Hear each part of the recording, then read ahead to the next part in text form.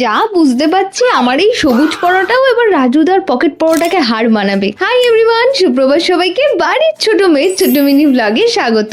তাই তো ঘুম ঘুম চোখে একটা রেসিপি দেখে টুই টুই করে চলে গেলাম তিনতলার ছাদে। কারণ কি বাড়িতে আমার থেকেও এনাদের প্রায়োরিটি বেশি, তাই সবার আগে এদেরকে খাবার দিয়ে আমি বসে পড়লাম আমার ব্রেকফাস্ট রেডি করতে। না মানে শালক সংশ্লেষের মতো সবুজ পরোটা দেখে ভয় পেও না, কারণ কি কিছুদিন পর ফুড ব্লগাররাও আমার বাড়িতে আসবে এই ভয়ানক পরোটার রেসিপি মাংতে। আজ আমি বানাচ্ছিলাম পালক পরোটা, যদিও পরোটাতে ময়দার বদলে পুরোটাই ওটস ইউজ করেছি। And trust me, look doesn't matter, এটা আরো একবার প্রমাণ হয়ে গেছে। মানে পরোটাটা দেখে তো আমি ভাবতেই পারিনি আমি এত ভালো পরোটা বানিয়ে দিয়েছি। মনে হচ্ছে নিজেকে নিজে একবার ষষ্ঠাঙ্গে প্রণাম করে দিই, ইউনো। এরপর ব্রেকফাস্ট কমপ্লিট করে আমি টুই করে চললাম গোপুর কাছে পুজো দিতে। আর ঠাকুর ঘরের মিষ্টি খুঁজতে গিয়ে মনে পড়লো আমার কিছু লট চমচমের মতো মিষ্টি বনুরা বলেছিল তাদের নামটা যাতে আমি ভিডিওতে নিই। তো হাই মেঘনা, Nandita, Dipanwita, Gargi, Neha, shout out to all of you. আর এইদিকে নতুন জামা হাতে পেয়ে মেয়ের কিন্তু জিমে যাওয়ার একটা আলাদাই ক্রেজ, তাই টুই করে চললাম জিমে। আজ আমার ছিল ব্যাক আর বাইসে। মানুষ লাল পরি সেজে ঘুরে বেড়ায়, তাই আমি ভাবলাম একটু গোলাপি পরেই সাজা যাক।